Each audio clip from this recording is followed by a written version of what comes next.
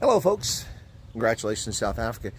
Today, the 27th of April 2026, celebrating 32 years since the end of the apartheid era, formally with the first so-called democratic elections in South Africa. The all-race elections is what I call them, because the first time all races got to vote irrespective of skin color, irrespective of ethnicity.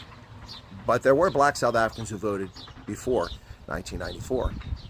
And there were Indians and colors who voted for that. There was limited suffrage for black South Africans in the early stages after the end of the Anglo-Boer War, which is ignored by historians, mostly because it doesn't fit the narrative. But the bottom line is the first all-race elections took place on April 27th, 1994. It's been 32 years since then. And what have we seen? Well, there's a somewhat decent start initially under Mandela, although he kept making promises he couldn't fulfill, and people had to run around behind him and try to fix that. And also some crazy foreign policy decisions like Eritrea, Ethiopia, and Cote d'Ivoire. But nonetheless, under Nelson Mandela, it was pretty much a good start.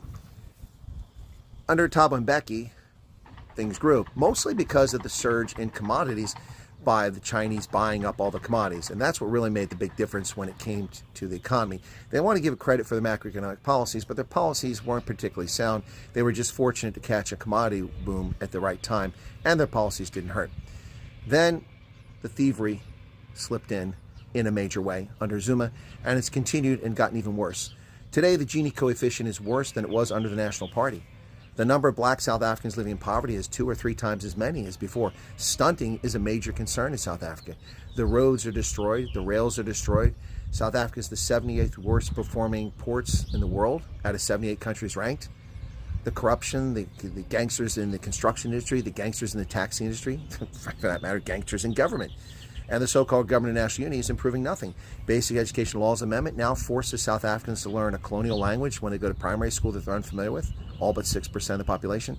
The Expropriation Without Compensation Act violates Section 25 of the Constitution and the Universal Declaration of Human Rights on private property, both of which are clear violations of morally and legally, yet they proceed with it. National health insurance is an effort to steal the private medical industry and make everyone suffer from poor health care instead of fixing the public health care system. And the list goes on and on and on. The Employment Equity Act, in which only like 3 or 4% of white males can be employed in management positions. That doesn't uplift anyone. Certainly not whites, and certainly not black South Africans. But on this day, 32 years after the ANC took over the country, they're still running it. They claim they're in a government national unity, but they run the country as if they run it, in control of everything. Best of luck, South Africa, in the next 32 years.